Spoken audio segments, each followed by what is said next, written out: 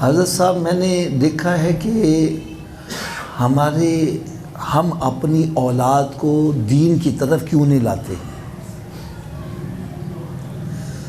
میں اس کے لیے تھوڑی سی بات عرض کر دوں۔ ہم اپنے بچے کو حافظ قرآن کیوں نہیں بناتے، عالم دین کیوں نہیں بناتے؟ کیونکہ یہ تو آپ حضرات بھی تسلیم ہے، جب بچہ پیدا ہوتا ہے ساڑھے دل خواہش ہے پتر ڈاکٹر بنے، انجینئر بنے۔ کبھی سوچا ہے کہ میرا بیٹا حافظ قرآن بھی بنے، عالم دین بھی بنے؟ کبھی ایسا سوچا ہے؟ کیوں نہیں سوچتے؟ اور اس کی میں وجہ بتلاؤں۔ ہم اپنی اولاد کو دین کی طرف اس لیے نہیں لگاتے کہ ایسے کہنا ہے جی حافظ بن گیا، مولوی بن گیا تو کھائے گا کتوں؟ میں صحیح کہہ رہا ہوں غلط کہہ رہا ہوں؟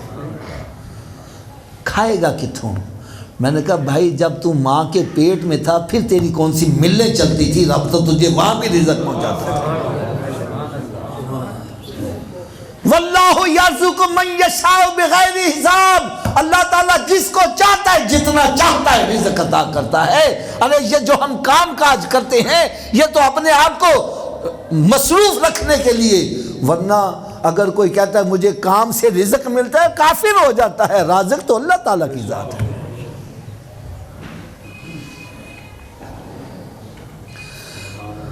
اب بھائی دیکھو میری بات سنو، ہم بچوں کو پڑھا لکھا کر ملازمت کرواتے ہیں۔ کیوں کرواتے ہیں؟ کہ اگر میں 50,000 کمانا ہوا، 50,000 بچہ بھی کمائے گا تو میرے نال موڈا لگ جائے گا۔ یہی ہے نا جی؟ اب بولو تو صحیح۔ تو بھائی اگر بچے کو پڑھاتے ہو تاکہ دنیا میں میرے ساتھ موڈا لگائے، اور خدا را کوئی بچہ ایسا بھی بناؤ جو قبر اور حشر میں بھی تیرے ساتھ موڈا لگانے والا بنے۔ میں یہ بات علماء کرام کی موجودگی میں دعوے سے کہنے لگا ہوں، آپ کا بیٹا ڈاکٹر بن جائے، انجینئر بن جائے، وہ پریزیڈنٹ آف پاکستان بن جائے، وہ پرائم منسٹر بن جائے، قیامت کے روز آپ کے سر پر تاج نہیں رکھا جائے گا۔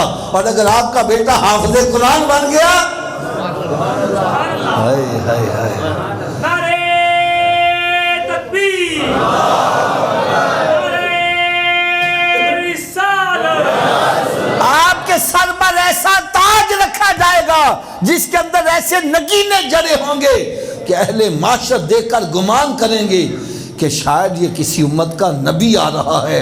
بتلایا جائے گا نبی نہیں، سونے آقا کی امتی حافظ قرآن کا باپ آ رہا ہے۔ ہمارے اس معاشرے میں پڑھے لکھے افراد کتنے بے روزگار ہیں اور مولوی کتنے بے روزگار ہیں؟ کیلکولیشن کر کے دیکھو۔ حالانکہ مسجدیں روز اتنی نہیں بنتی لیکن یہ برکت ہے۔ اور صحیح کہہ رہا ہوں غلط کہہ رہا ہوں؟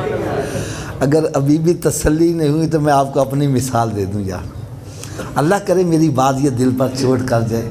حضرت صاحب میں نے بی ایس سی کی گورنمنٹ کالج لاہور سے، فزک کیمسٹری میتھ کے ساتھ 75 میں۔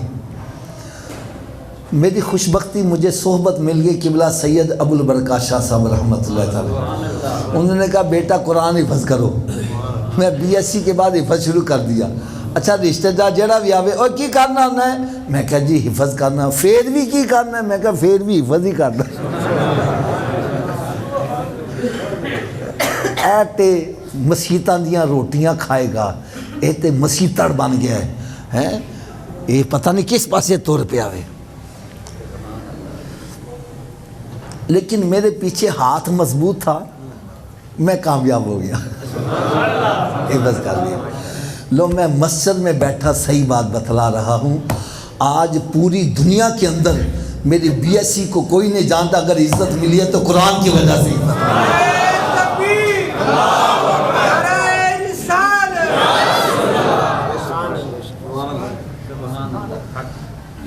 عظمت و شان قرآن، واللہ یرزق من یشاء بغیر حساب۔ قرآن یہ کہہ رہا ہے وَمَن يَتَّقِ اللَّهَ يَجْعَلْ لَهُ مَخْرَجًا وَيَرْزُقُ مِنْ حَيْثُ لَا يَحْتَسِبُ، فرمایا جو میرے اوپر توکل کرتا ہے میں اس کو رزق وہاں سے پہنچاتا ہوں جہاں سے اس کا وہم و گمان بھی نہیں ہوتا۔